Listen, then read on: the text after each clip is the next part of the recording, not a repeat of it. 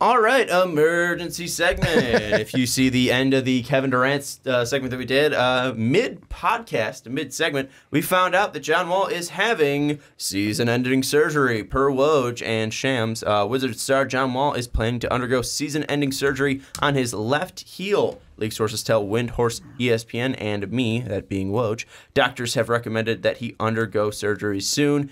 Shams pretty much say that he's been dealing with this injury for a while, and it just came to a point where the pain became unbearable, and he had to leave. Wall is leading towards undergoing the season-ending surgery, which was prescribed by a specialist today. League sources say he will make his final decision next week. Surgery route will fully heal the bone spurs that have nagged him for years and allow him to perform at full steam. This is according to Shams. Again, he saw a specialist in Wisconsin, and the pain became too significant. So let's talk about this. If John Wall is out, he'll be out for the full season. I think it's a 6 to 8 month surgery and recovery time. And the biggest thing that we've been talking about with the Wizards is not their performance on the court, but the report that the Wizards were looking to move either Bradley Beal or John Wall. Now this puts the kibosh on moving John Wall because of his injury.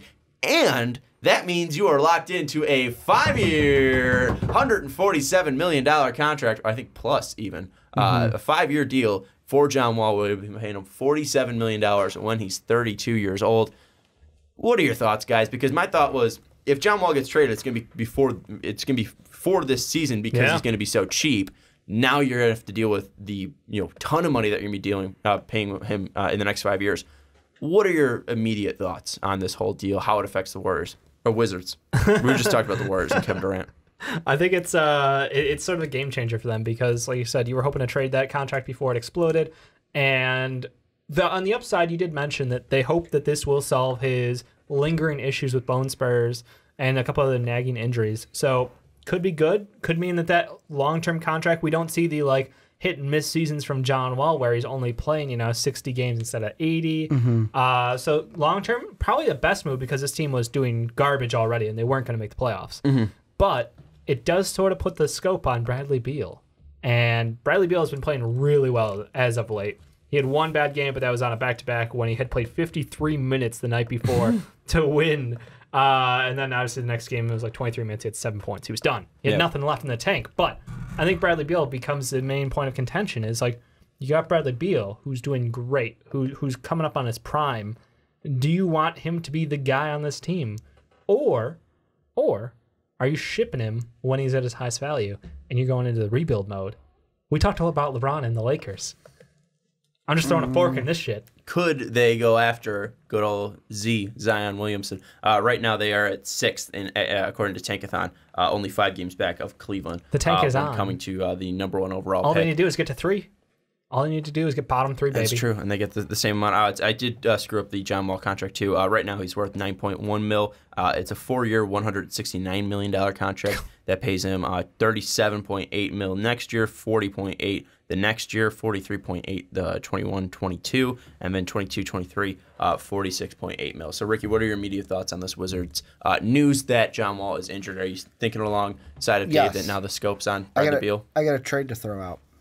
Instantly. He's not even going to... So no, here's the answers that Ricky provides.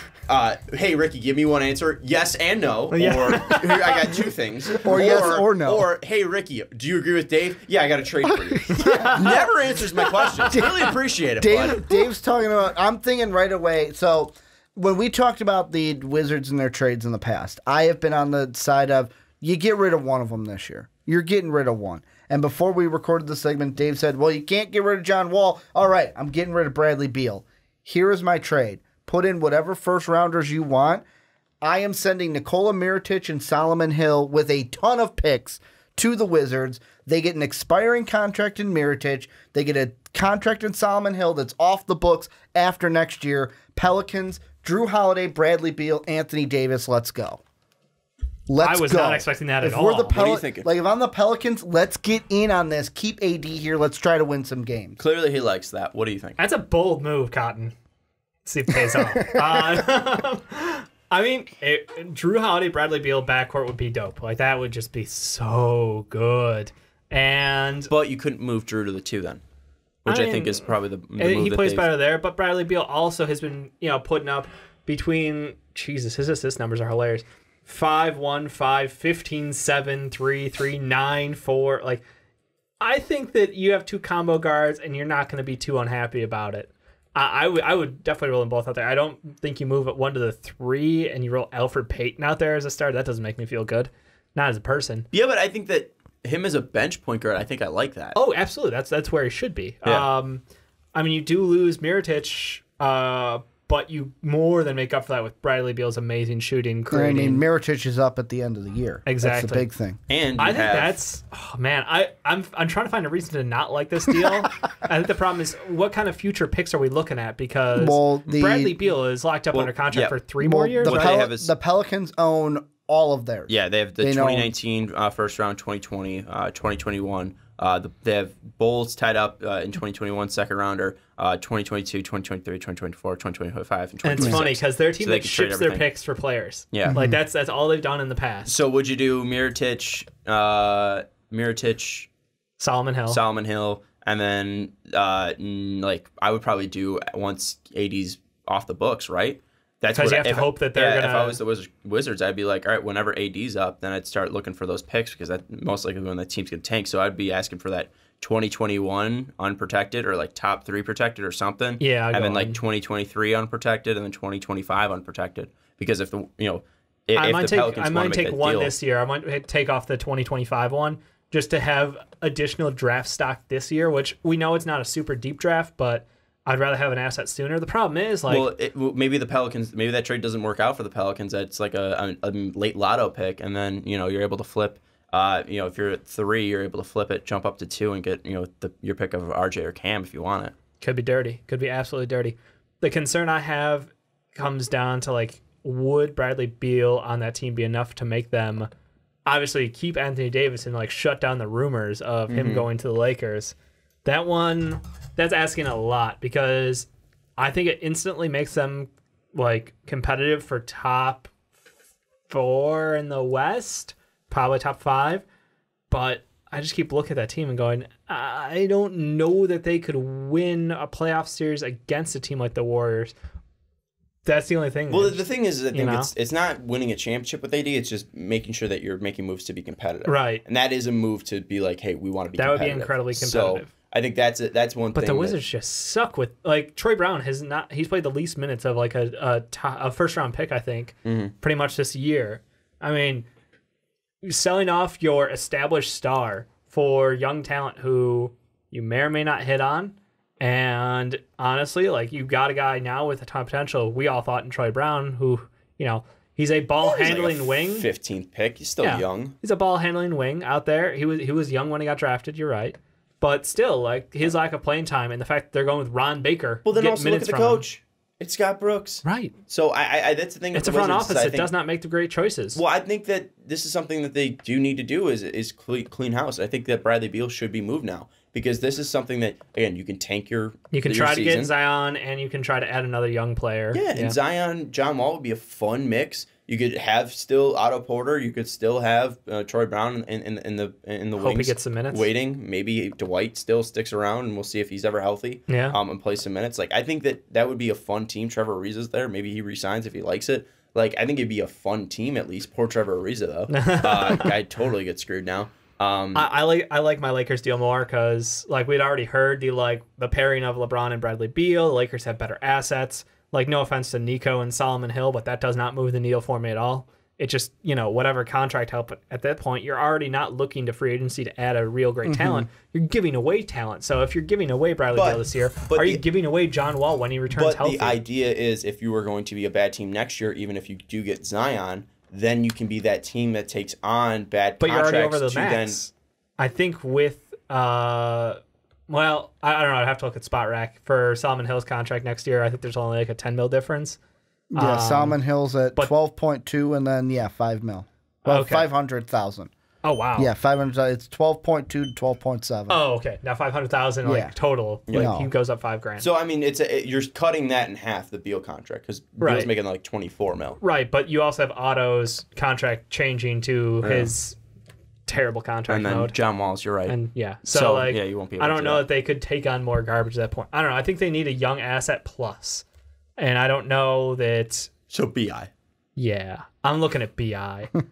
And then you can try to move Otto again.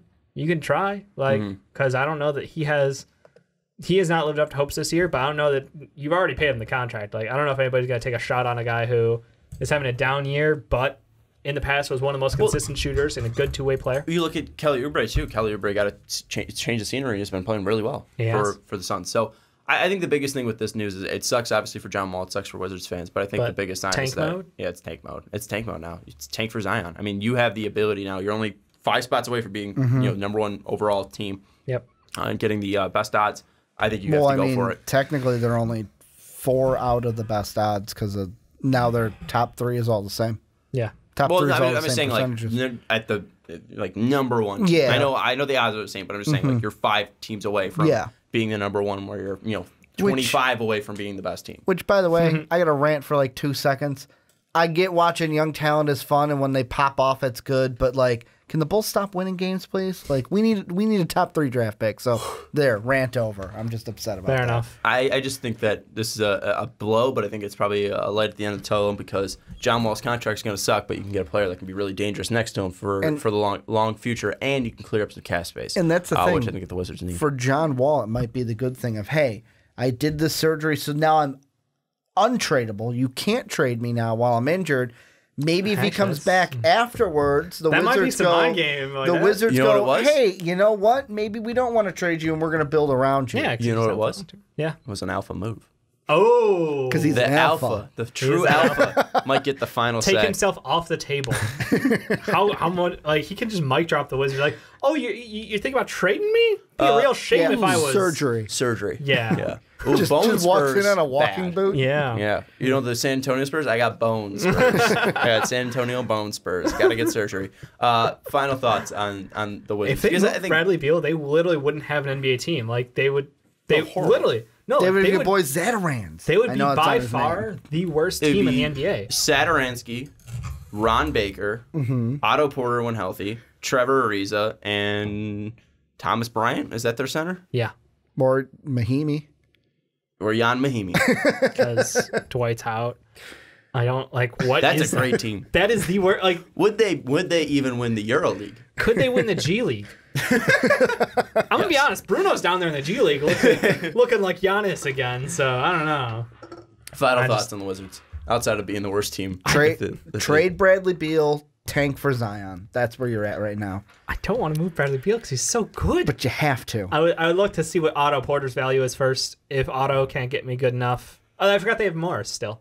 But Morris is expiring also. yeah. So like At least I would for look the to team, move Otto first. But if I had to, I would move Beal. But I'd have to get the right price if tag. I had to. Right price tag for Beal. Don't give him What's up the for right nothing. price tag? Like a BI and picks? BI and picks. Okay. Because you also have to so you're gonna eat KCP's contract to make it work, but like it's gotta be BI plus something at that point. I might get shot by Utah Jazz fans. This is the final thing that I thought of. Oh no. Would you do Donovan Mitchell for Bradley Beal? Bradley Beal's a better player. But would you do it for a future? Donovan's younger. Not by much. I'll take the potential. Not by I mean, much. I'll take Donovan Mitchell over Bradley So Beal. if you're the Utah I'm Jazz, not you sell- would not. I'm if not you're the selling my Utah Jazz, farm. you would not do that. Yeah, because I'd have to give up picks. I ain't selling my farm. Straight up. Donovan Mitchell for Bradley Beal. Yes, that's different. But I don't think it'd be that easy. No, I'm just saying. Yeah, Straight up. yes, I would. Dave, would you do it? You're Straight gonna have up? to give me more than Donovan Mitchell to get Bradley Beal. But he's saying He's straight up. 3 years would you? younger. Oh no, I was. And Bradley Beal's got. It just came into my mind. I know. I wasn't actually saying like it's a legit thing. I just. Yeah, no. Literally, my final thought was, would you do Donovan Mitchell? for Bradley I Beal? would look at the Nuggets. No, because they have. You have Gary Harris, you have Jamal They've got Murray, too many you have good Will guys. Barton, you have. Who But are you not going to trade? great. I don't know. Who would you trade? I would like to get one of those guys and maybe that draft pick that they shelved the whole time. I think the biggest help that they need. No, I would not. If I was the Nuggets, I'm not trading Porter. I'm not trading Porter Jr. and I'm not trading Murray or Gary Harris. I would because Gary Harris and Beal are so similar. Like, and but Beal's just better. Beal's a better player. Completely. Yes, but then again, like if it's like Gary Harris and Porter Jr., then maybe. But I still think that throws off the chemistry that so you've been happy building. to get that back.